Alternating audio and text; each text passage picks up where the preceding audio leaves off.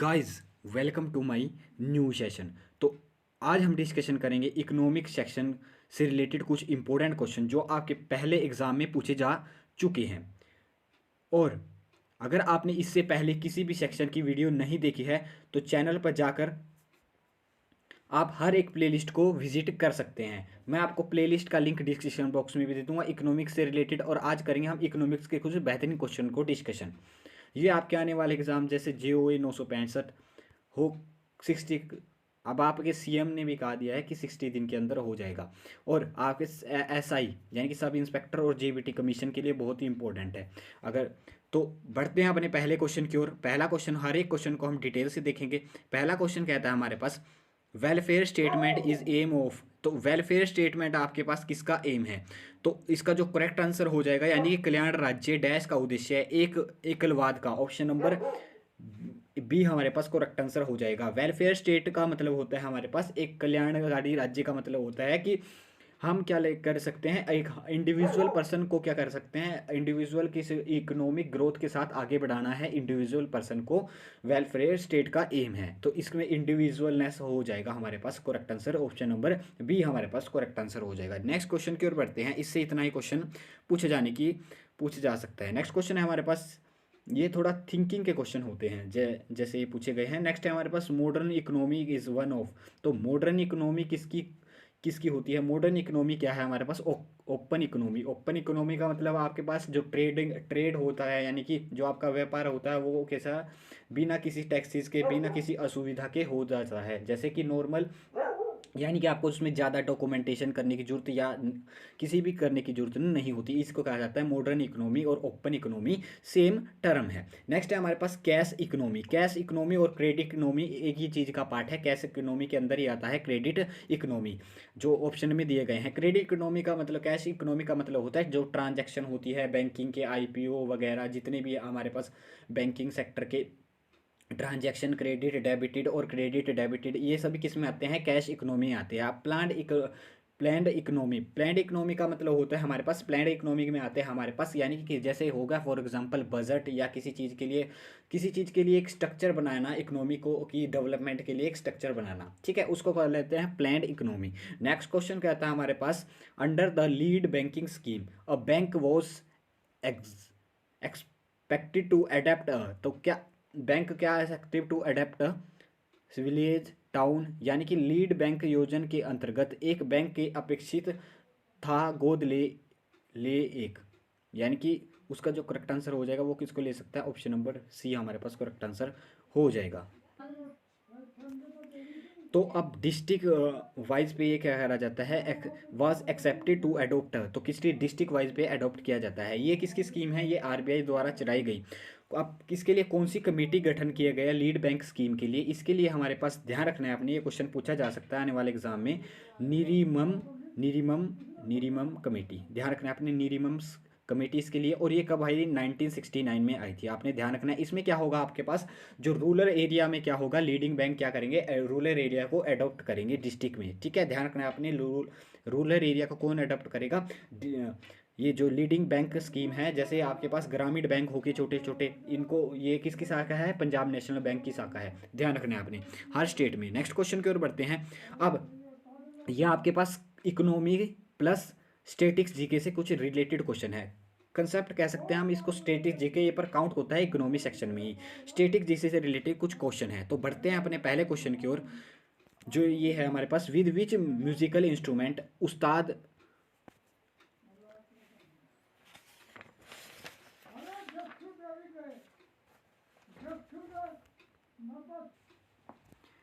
उस्ताद मुश्ताक अली खां किस संगीत वाद्य से संबंधित रखते हैं? तो ध्यान रखना है आपने, उस्ताद मुश्ताक अली खां हमारे पास ये करते हैं, हमारे पास सितार से संबंधित रखते हैं। ऑप्शन नंबर सी हमारे पास करेक्ट आंसर हो जाएगा। अब बात कर लेते हैं हम सितार से कौन कौन से और आपके पास संबंधित है, कलाकार संबंधित है। तो ध्यान रखना है अपने, एक तो हमारे पास पंडित रविशंकर जो इम्पोर्टेंट नाम है, निखिल बैनर्जी हमारे पास, और बंदे हसन और शाहिद परवेज किससे रिलेटेड हैं? आपसे कुछ नाम के सितार से रिलेटेड है। अब बात कर लेते हैं फ्लूट से कौन कौन से रिलेटेड है। बात करते हैं बांसुरी से। बांसुरी से हरि प्रसाद चौरसिया हमारे पास, और हो जाएगा हमारे पास N नीला, ध्यान रखना है आपने, V कुंजमणि, वी कुंजमणि, ठीक है, ध्यान रखना है आपने, ये कुछ नाम हो गए। नेक्स्ट है हमारे पास तबले से रिलेटेड। अब तबले से जाकिर हुसैन सबसे इंपॉर्टेंट नाम, और अलरखा खां, हो गया हमारे पास गंगोई महाराज, ठीक है, किशन महाराज, ये सभी किससे रिलेटेड है, तबले से रिलेटेड है। बचा सनाई का, नीचे सनाई के आपने दो कमेंट बॉक्स में नीचे लिखने हैं, आपने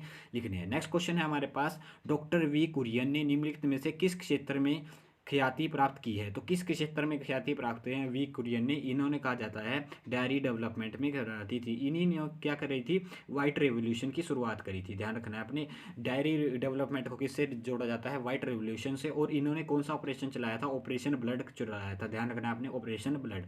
अब बात कर लेते हैं रेवोल्यूशन का, जब आई है हमारे पास क्वेश्चन में हरित क्रांति। ध्यान रखना है आपने, हरित क्रांति किससे रिलेटेड है, आपके फसल से रिलेटेड है। ध्यान रखना है आपने। अब पोल्ट्री फार्म दिया गया है ऑप्शन में, पोल्ट्री फार्म। अब पोल्ट्री फार्म से रिलेटेड कौन सी रिवोल्यूशन है, ध्यान रखना है आपने, सिल्वर रेवोल्यूशन अंडे से रिलेटेड है या पोल्ट्री फार्म से रिलेटेड है। अब बात कर लेते हैं ब्लू रेवोल्यूशन किससे रिलेटेड है, आपके पास फिश से रिलेटेड है ब्लू रेवोल्यूशन, फिश प्रोडक्शन के लिए ब्लू रेवोल्यूशन आता है।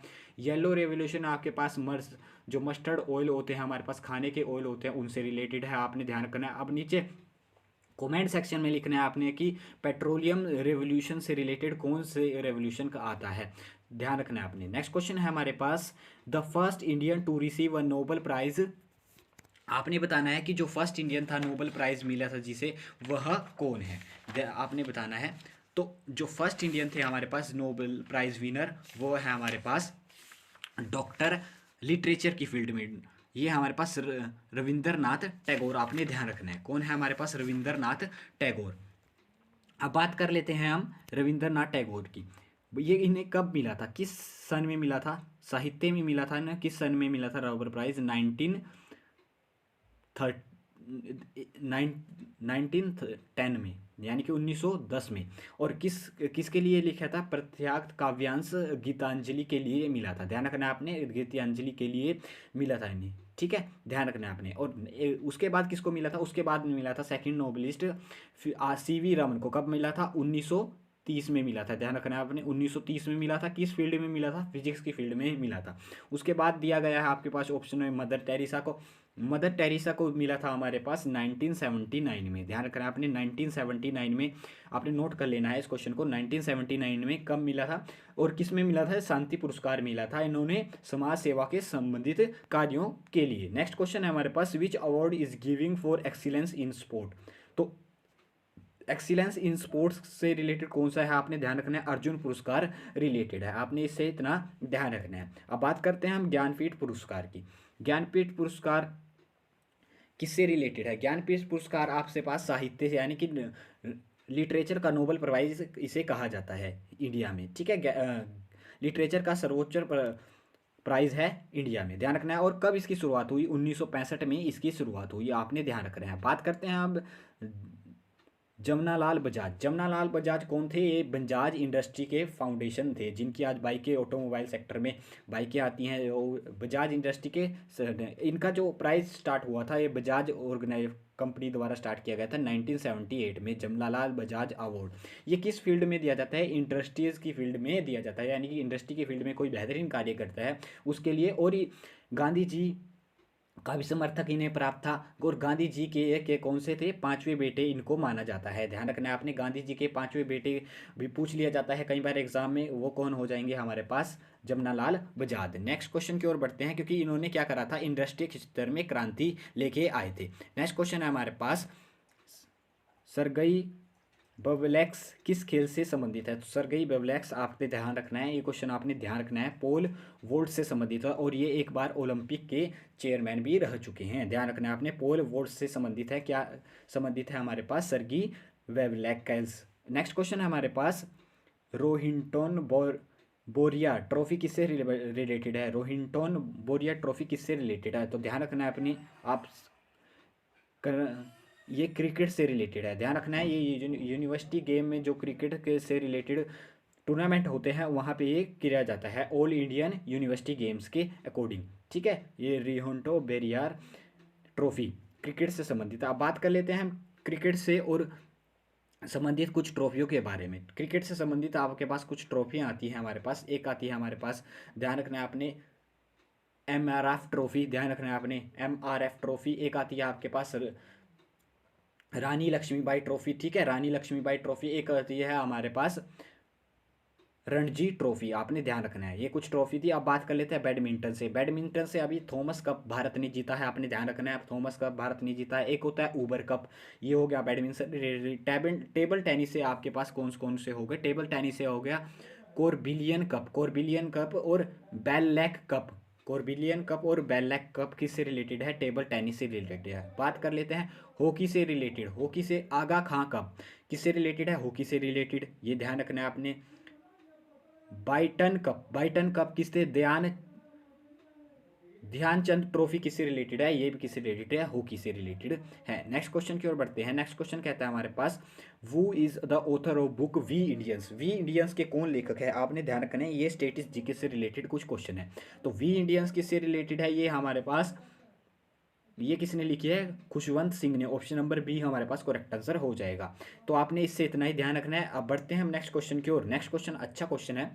We play the role of Kasturba Gandhi in film Gandhi. तो गांधी फिल्म में कस्तूरबा गांधी का रोल किसने किया था? तो ध्यान रखना है आपने, ये किया था हमारे पास रोहिणी हटगड़ी ने। ऑप्शन नंबर डी हमारे पास करेक्ट आंसर हो जाएगा। बात करते हैं गांधी फिल्म की।